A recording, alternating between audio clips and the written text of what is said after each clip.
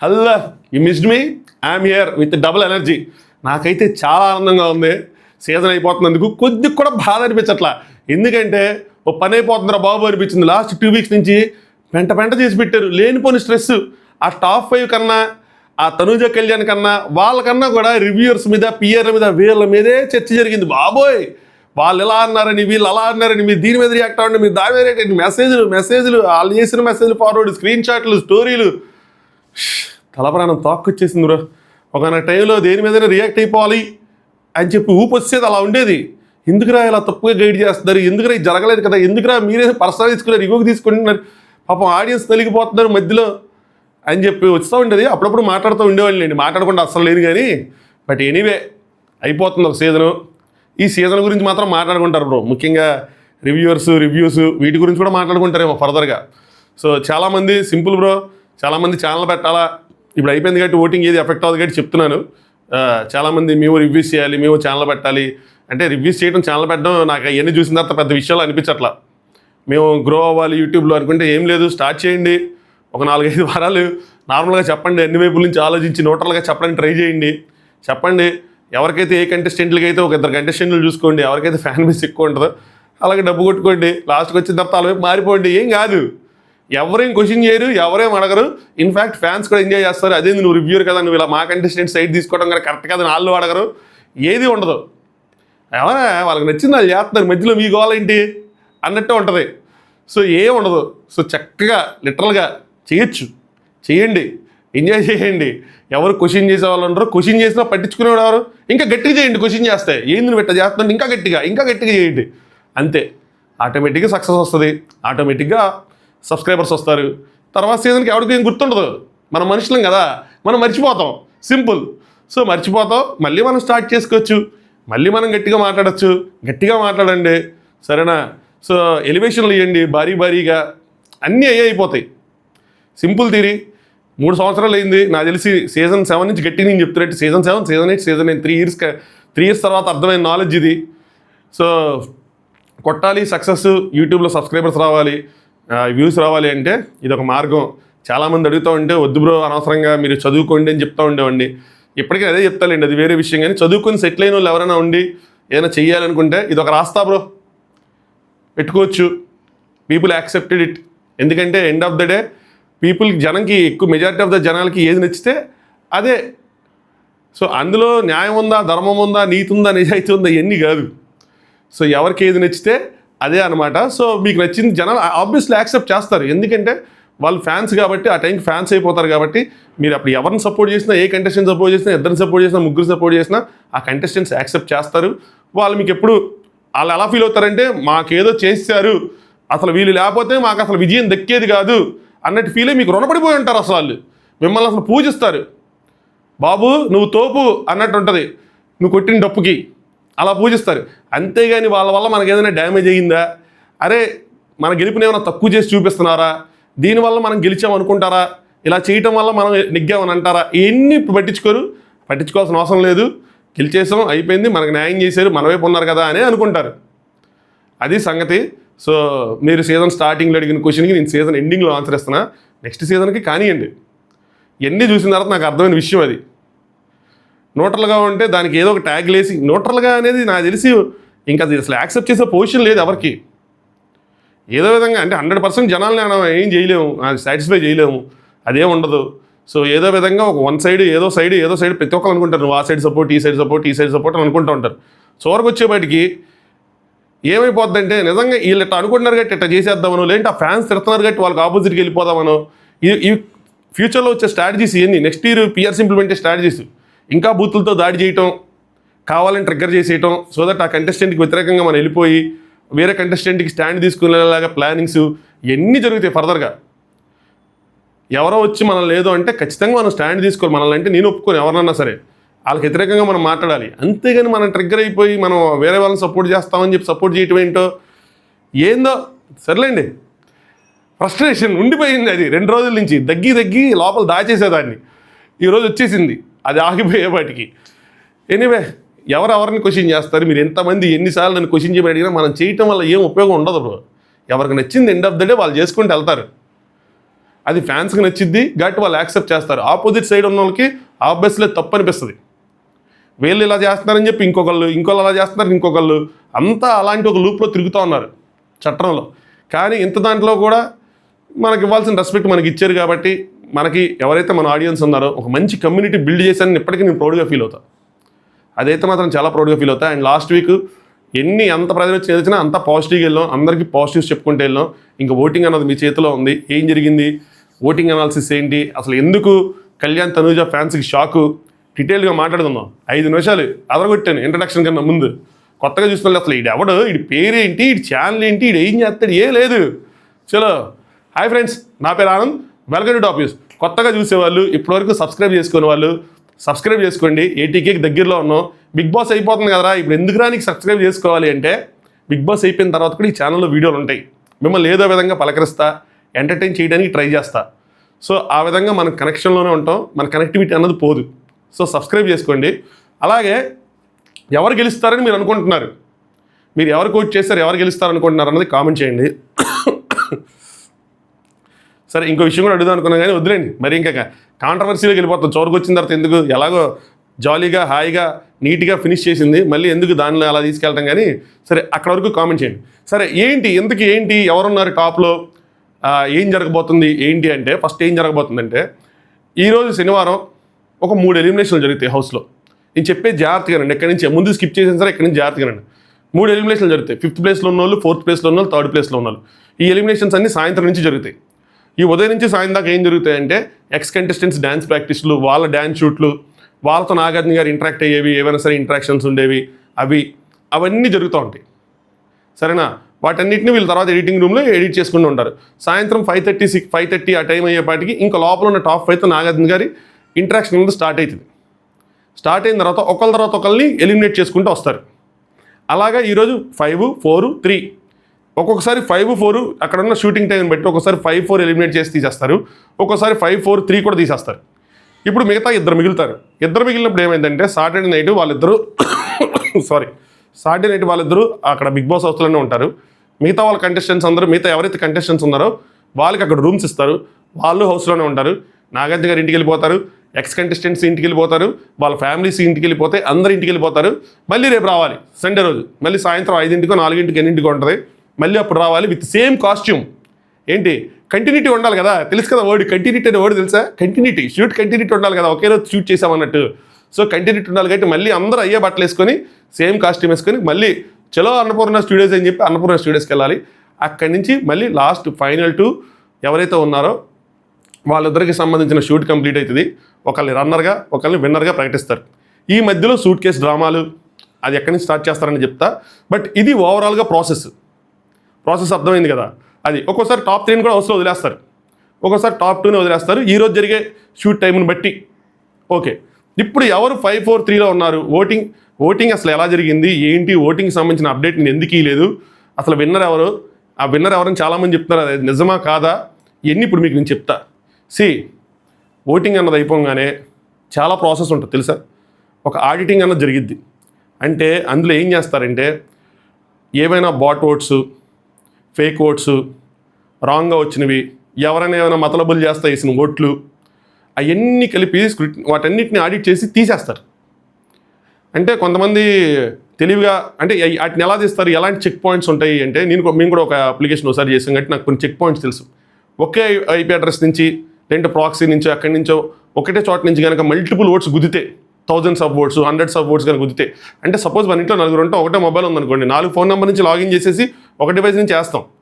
అది పెద్ద విషయం కాదు. డివైస్ ఐడి అని ఉంటుంది, ప్రతి డివైస్కి ఒక యూనిక్ ఐడి ఉంటుంది.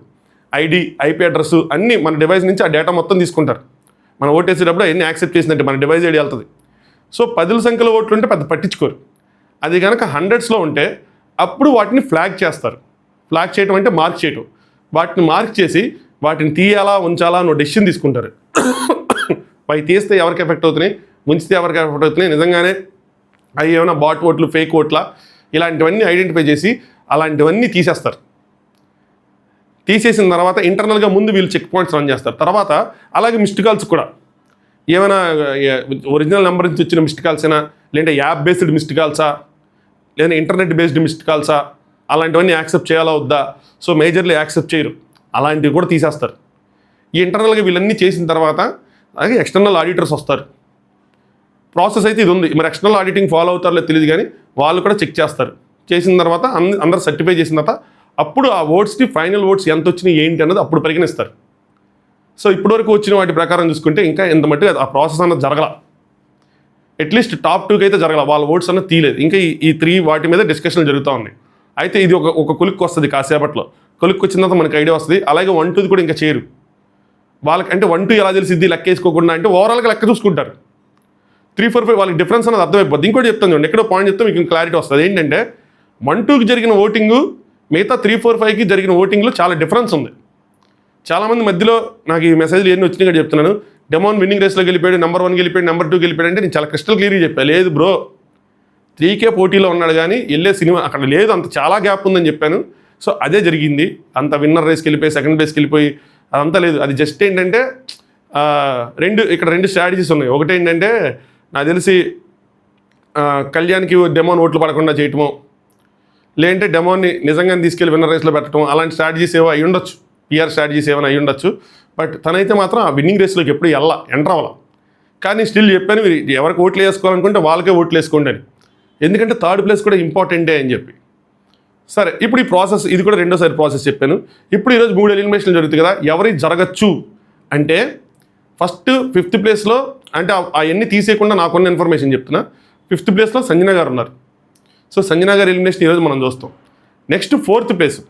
ఈ 4th ప్లేస్లో ఇక్కడి నుంచి సూట్ కేస్ డ్రామా స్టార్ట్ అయ్యే అవకాశం చాలా కనిపిస్తుంది. ఎందుకంటే డెమోన్కి ఇమాన్యుయల్కి చాలా క్లోజ్ ఓటింగ్ జరిగింది.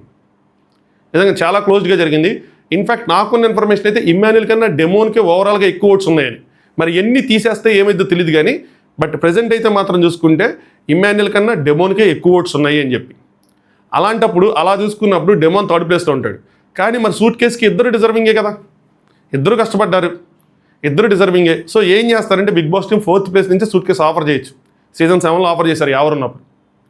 మరి అప్పుడు అది ఎవరు తీసుకుంటారు అంటే అక్కడున్న ఫ్యామిలీ మెంబర్స్, అక్కడున్న ఎక్స్ కంటెస్టెంట్స్, వాళ్ళ మీద డిపెండ్ అయి ఉంటుంది. అండ్ ఆఫర్ చేసిన అమౌంట్ని బట్టి డిపెండ్ అయి ఉంటుంది. నేనేమంటానంటే ఒక 10 lakhs కన్నా పెద్ద అమౌంట్ అయితే కనుక వెంటనే తీసేసుకోవచ్చు. 10 lakhs అయినా డెమోన్ తీసేసుకుంటే డెమోన్కి ఉపయోగపడుద్ది. బట్ ఎందుకు ఆగాలి అంటానంటే 15 lakhs చేస్తారు మ్యాక్సిమం దాన్ని. 15 lakhs చేసినప్పుడు ఇమాన్యుయల్ ఎలిజిబులే, డెమోన్ ఎలిజిబులే, తీసుకోవచ్చు. వాళ్ళ కంటెస్టెంట్స్ ఫ్యాన్స్ ఎవరైతే ఉన్నారో మీరు అస్సలు ఈ విషయంలో మాత్రం డిసప్పాయింట్ అవ్వద్దు బ్రో. మీరు హ్యాపీగా ఫీల్ అవ్వండి. అమౌంట్ గెలిచాడంటే విన్నింగ్లో పర్సంటేజ్ గెలిచినట్టే. అది పొజిషన్స్ కన్నా కూడా, అంటే 3rdలో ఫినిష్ చేశాడు జెన్నీ, 4thలో ఫినిష్ చేశాడు కన్నా కూడా సూట్ కేస్ తీసుకొని ఫినిష్ చేశాడా లేదా అన్నది ఇంపార్టెంట్. సో 4th నుంచే సూట్ కేస్ ఆఫర్ చేయొచ్చు. 15 lakhs వరకు ఆఫర్ చేయొచ్చు అనుకుంటున్నాం. మోర్ దెన్ 15 అయితే చేయరు. 10 చేస్తారు, ఇనిషియల్గా 5 చేస్తారు, తీసుకోరు ఎవరు. 10 చేస్తారు, తీసుకోవాలో వద్దని వాళ్ళ డైలమాలో ఉన్నప్పుడు ఇక్కడ నుంచి బయట నుంచి వీళ్ళు ఎక్స్ కండిషన్స్ చెప్తారు, వద్దనో తీసుకోమనో ఏదో ఒకటి, దాని మీద డిపెండ్ అయి ఉంటుంది. మ్యాక్సిమం 15 దగ్గర తీసుకోమని చెప్తారు. ఇమాన్యుయల్ డెమోనా అంటే డెమోన్ ఎక్కువ శాతం తీసుకునే ఛాన్సెస్ ఉన్నాయి అనుకుంటున్నా. ఇమాన్యుయల్ ఒక స్టెప్ ఆగుతాడేమో అని అనుకున్నా. ఈవెన్ వాళ్ళ ఫ్యామిలీ మెంబర్స్ చెప్పినా, వాళ్ళ మదర్ వాళ్ళ బ్రదర్ వెళ్తున్నారు, వాళ్ళిద్దరు చెప్పినా కూడా ఎంటర్టైనర్ గెలవరు కాబట్టి మనకు హోప్స్ లేవు అన్న విషయం ఇండైరెక్ట్గా డైరెక్ట్గా అక్కడికి వెళ్ళినా కూడా స్టిల్ తీసుకునే అవకాశాలు తక్కువ ఉంటాయి. ఒకవేళ డెమోన్ ఉంటే డెమోన్ తీసుకునే ఛాన్సెస్ ఎక్కువ ఉంటాయి. ఆ విధంగా డెమోన్ 4thలో ఫినిష్ చేస్తారేమో అనుకున్నా. లేదు, డెమోన్ తీసుకోకుండా 15 lakhs ముందే అది బజర్ లాంటి ఏదైనా పెట్టి ఇమాన్యుయల్ కొట్టేసి అలా తీసుకుంటే చెప్పలేం పరిస్థితి. సో అలా ఒకళ్ళు సూట్ కేసుతో బయటకు వస్తారు. మ్యాక్సిమం సూట్ కేసు 15 lakhs వెళ్తే మాత్రం సూట్ కేసు అన్న తీసేసుకుంటారు. తీసేసుకోవాలి, అదే కరెక్ట్. లాస్ట్ ఇయర్లో చేయకూడదు, నబిల్ చేశాడు లాస్ట్ ఇయర్ పెద్ద బ్లండర్. సో అలా తీసుకుంటారు. అలా నా డెమోన్ కానీ లేదంటే ఇమాన్యుయల్ కానీ వచ్చేస్తారు. దాని తర్వాత ఇంక మిగిలిపోయింది అంటే డెమోన్ ముందు వచ్చేస్తే ఇమాన్యుయల్ ముందు వచ్చేస్తే డెమోన్, వీళ్ళు ముగ్గురు అయితే మాత్రం బయటకు వచ్చేస్తారు ఈరోజు. అలాగే వచ్చిన వాళ్ళకి వచ్చినట్టు బజ్ ఎంట్రీలు కూడా ఈరోజు అయిపోతాయి. మంచిగా అయితే నాకు తెలిసి నెగిటివ్గా ఏమి ఉండదు, అంతా పాజిటివ్గా సరదాగా అలాగే ప్లాన్ చేస్తున్నారు, అలాగే అయిపోతాయి. So top 2 మిగులుతారు. ఇప్పుడు here comes the biggest twist నేను అనుకోవటం, ఇది నా ఎక్స్పెక్టేషన్ ప్లస్ టీంలో జరుగుతున్న డిస్కషన్ కూడా. ఇప్పటి వరకు తెలుగు బిగ్ బాస్ చరిత్రలో ఫర్ ద ఫస్ట్ టైం ఇది జరగబోతుంది. అదేంటి అంటే లైవ్ ఓటింగ్. ఎందుకు అంటే ఇద్దరు కంటెస్టెంట్ల మధ్య 1-2 మధ్య, కళ్యాణ్ వర్సెస్ తనుజ మధ్య నువ్వా నేనా అన్న విధంగా ఓటింగ్ సాగింది. డిఫరెన్సెస్ అన్నవి చాలా అంటే చాలా తక్కువ. ప్రజెంట్ ఉన్న ఓట్లు, పలుకుగా ఉన్న ఓట్లలో తీసేసిన తర్వాత ఏమైంది నాకు తెలియదు, కానీ ఆడిటింగ్ అయిన తర్వాత ఇంకా తెలియదు. కానీ ప్రజెంట్ ఉన్న ఓట్లలో అయితే మాత్రం ఇద్దరికి నువ్వానేనా అన్న రేంజ్లో జరిగింది. నేను నాకు కొన్ని ఇన్ఫర్మేషన్ కూడా చెప్తాను. హాట్స్టార్ ఓటింగ్లో కొద్దిగా ఒక ఎడ్జ్ తనుజాకే ఉందని, తనుజా సైడ్ కొంచెం లీడ్ ఉందని. మిస్డ్ కాల్స్ అన్నది తెలియలేదు. సో హాట్స్టార్లో మాత్రం కొద్దిగా తనుజాకే ఓటింగ్ ఎడ్జ్ ఉంది అని చెప్పి, మరి తీసేసిన తర్వాత ఏమైతే తెలియదు, ఎవరు పెరుగుతారు ఎవరు తగ్గుతారని. బట్ ఇక్కడ మ్యాటర్ ఏంటంటే పోటీ, వాళ్ళిద్దరి మధ్యలో ఉన్న డిఫరెన్స్ చాలా తక్కువ కాబట్టి for the first time Telugu Bigg Boss చరిత్రలో లైవ్ ఓటింగ్ పెడతారేమో అని వాళ్ళు డిస్కస్ చేసుకుంటున్నారు నాకు అనిపిస్తుంది. ఎందుకు అంటే ఇంత మట్టుకు జియో అన్నది వీళ్ళతో లేదు. ఇప్పుడు ఫస్ట్ టైం జియో వచ్చింది. ఇంతకుముందు హాట్స్టార్కి అంత క్యాపబిలిటీస్ లేవు. హిందీ బిగ్ బాస్లో సీజన్ 11 నుంచే జరుగుతున్నాయి. కలర్స్కి కానీ లేదంటే ఊట్ అని ఉండేది అప్పట్లో, వాళ్ళకి కానీ ఆ క్యాపబిలిటీస్ ఉన్నాయి అప్పట్లో. పైగా అది నేషనల్ లెవెల్ కాబట్టి ఆ కాస్ట్ అంతా వాళ్ళు బేర్ చేయగలరు కాబట్టి. సో అది సీజన్ 11 నుంచే ట్రయల్ రన్ చేసుకుంటా ప్రతిసారి చేసుకుంటూ వస్తున్నారు. లాస్ట్లో కొద్దిగా ఓటింగ్ పెడతా ఉంటారు, లైవ్ ఓటింగ్ అని చెప్పి. ఈసారి కూడా లైవ్ ఓటింగ్ పెట్టే అవకాశం ఉంది. ఏంటి మళ్ళీ ఒకేసారి ఎక్కువైపోయింది, మాట్లాడుతుంటే వస్తున్నట్టు. ఈసారి కూడా లైవ్ ఓటింగ్ పెట్టే అవకాశం ఉంది. దీనివల్ల ఉపయోగం ఏంట్రా అంటే ఏవైతే ఫేక్ ఓట్లు, బాట్ ఓట్లు, బిగ్ బాస్ చూడని వాళ్ళ ఓట్లు, చూసే వాళ్ళ ఓట్లు అవన్నీ కాకుండా లిమిటెడ్ టైం ఒక 15 మినిట్స్ హాఫ్ అన్ అవర్ పెడతారు. సో దట్ మనకున్న డివైస్లో మనం ఓపెన్ చేసి ఓట్ చేసుకోవడం తప్పితే అన్ని అకౌంట్స్ లాగిన్ చేసి ఎవరైతే ఒక రన్ చేద్దాము, కోడ్ ఏదైనా రన్ చేసి ఒకే చోట నుంచి కొట్టేద్దాము అనుకున్న దానికి పెద్ద టైం ఉండదు. ఎందుకంటే అది మొత్తం కొత్త స్క్రీను అంతా. సో ఇప్పుడు టెక్నికల్గా ప్రోగ్రామ్ రాసి చేయాలన్నా కూడా అది అప్పటికప్పుడు జరగని పని. మాన్యువల్గా ఇంకా లాగౌట్ చేసుకొని లాగిన్ చేసుకొని ఓటీపీలు తెచ్చుకొని అలా చేసుకోవాలి తప్పితే అది హాఫ్ అన్ అవర్లో ఎన్ని వేయగలరు తప్పితే. సో ఆ విధంగా లైవ్ ఓటింగ్ చేసి దాని ప్రకారం కూడా అక్కడ వచ్చిన రిజల్ట్ ప్రకారం కూడా విన్నర్ని డిసైడ్ చేయొచ్చేమో. ఎస్, సో ఆ విధంగా కళ్యాణ్ తనుజ ఫ్యాన్స్కి ఒక షాక్ ఇస్తారేమో అని అనుకుంటున్నా. ఇది జరగడానికి 50-50 ఛాన్స్ ఉంది, 100% ఛాన్స్ లేదు. ఎందుకంటే ఇది చెయ్యాలి అంటే కనుక షూటింగ్ చాలా వరకు హోల్డ్లో పెట్టాలి. మనకేంటంటే 7 లోపల షూటింగ్ అయిపోవాలి. దాని తర్వాత ఎడిటింగ్ టీం మనకు కొంచెం అంత ఇదిగా లేనట్టుంది నాకు తెలిసి. సో 7 తర్వాత వాళ్ళకి చాలా టైం కావాలి. అప్పటి వరకు అంటే 7కి అయిపోద్ది. ఈరోజు సాటర్డే షూట్ చేసిన 2 అవర్స్ ముందు వేసుకుంటూ వెళ్ళిపోతారు. 7:30 నుంచి మనకి వేసుకుంటూ వెళ్ళిపోతారు. మిగతాది అది టెలికాస్ట్ అయ్యేలోపు మిగతా ఫుటేజ్ ఏదైతే ఉందో దాన్ని ఎడిట్ చేసి చేసేయాలి. సో ఒక లైవ్ ఓటింగ్ పెడితే మినిమం 8 దాకానే ఉండాలి. ఎందుకంటే 7:30 ఆ టైంకి లైవ్ ఓటింగ్ అనేది స్టార్ట్ అవ్వచ్చు. సో అప్పుడు మినిమం 8 దాకానే ఉంచాలి. సో షూటింగ్ అనేది ఫర్దర్గా డిలే అయ్యిద్ది. డిలే అయినప్పుడు ఎడిటింగ్ అనేది కంప్లీట్ అవ్వకపోతే ఫుటేజ్ అనేది ఆగిపోతుంది. అది అలాంటి సమస్యలు ఉన్నాయి, అలాంటి ప్రాక్టికల్ సమస్యలు ఉన్నాయి. ఎప్పుడు దీనికోసం వెనక తగ్గుతూ ఉంటారు. అది కనుక వాళ్ళు కవర్ చేసుకొని చేయగలమని కాన్ఫిడెన్స్లో ఉంటే ఇది రిస్క్ తీసుకునేది కాదు. యాక్చువల్గా రిస్క్ తీసుకొని చేసేది కాదు. రిస్క్ తీసుకోలేరు, ఎందుకంటే అందరి ముందు ఎరుపప్పులు అయిపోతారు ఒకవేళ ఫెయిల్ అయితే. సో చేయగలము అని కాన్ఫిడెన్స్ ఉండి దాన్ని ఎగ్జిక్యూట్ చేస్తారేమో. టెక్నాలజీ కూడా అందుబాటులో ఉంది, టీం ఉంది, టెక్నికల్ సపోర్ట్ ఎక్కువ ఉంది, జియో వాళ్ళు కూడా ఉన్నారు. సో అన్నీ చూసుకుంటే ఇది చేస్తారు. హిందీలో కూడా చేశారు కాబట్టి అంతా సేమ్ టెక్నాలజీ కాబట్టి చేసే అవకాశం ఎక్కువ ఉంది. సో ఎవరైతే ఫ్యాన్స్ ఉన్నారో ఇది కనుక జరిగితే ఈరోజు కానీ రేపు కానీ మార్నింగ్ నుంచే దాని గురించి ప్రచారం స్టార్ట్ చేస్తారు. లైవ్ ఓటింగ్ జరిగిద్ది పలానా టైంకి రెడీగా ఉండండి అని చెప్పి. సో మరి ముందు జరిగిన ఓట్లు కన్సిడర్ చేయాలంటే అయ్యి కన్సిడర్ చేస్తారు, ఈ కన్సిడర్ చేస్తారు. కన్సిడర్ చేసి క్లియర్ విన్నర్ ఎవరు అన్నది ఒక కంక్లూజన్కి వస్తారు. సో ఎక్కడైనా నేను మతలబులు జరిగినా ఏం జరిగినా ఇందులో తేలిపోతుంది అన్నది వాళ్ళ ఉద్దేశం. సో రెడీగా ఉండండి. ఇప్పుడే కాదు, అట్లీస్ట్ వాళ్ళు అఫీషియల్గా అనౌన్స్ చేసిన తర్వాత అప్పుడు మీ వాళ్ళందరికీ ఫోన్లు చేసుకొని ఫ్యాన్స్ అందరూ రెడీగా ఉండండి. అప్పుడు యాప్ ట్రాఫిక్ కూడా డిపెండ్ అయి ఉంటుంది. లాగిన్ అవ్వాలి, ఓట్లు పడాలి, లాగౌట్ చేయాలి, మళ్ళీ లాగిన్ అవ్వాలి.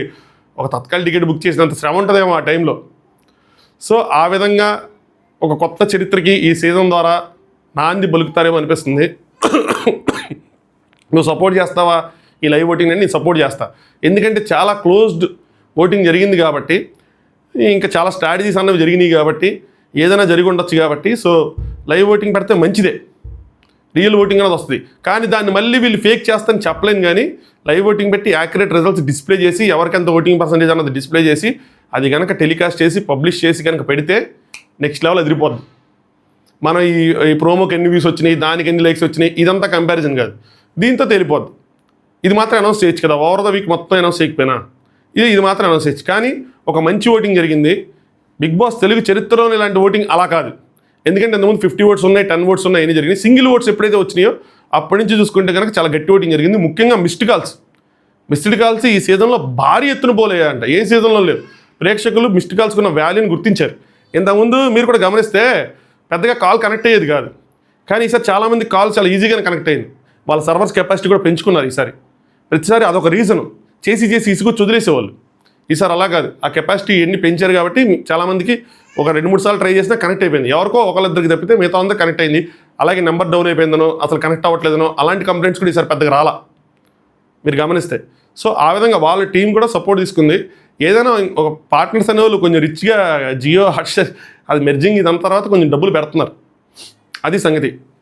అలాగే నేను ఒక విషయం చెప్పా ఇంతకుముందు, ఏంటి అంటే ఏదైనా ఓటీటీస్ ఏదైనా ఉండొచ్చు జియో ఉంది కాబట్టి అని చెప్పి వన్ ఆఫ్ ద రివ్యూస్లో మధ్యలో మాట వేసా. ఆ ఛాన్సెస్ కూడా ఉన్నట్టు కనిపిస్తున్నాయి.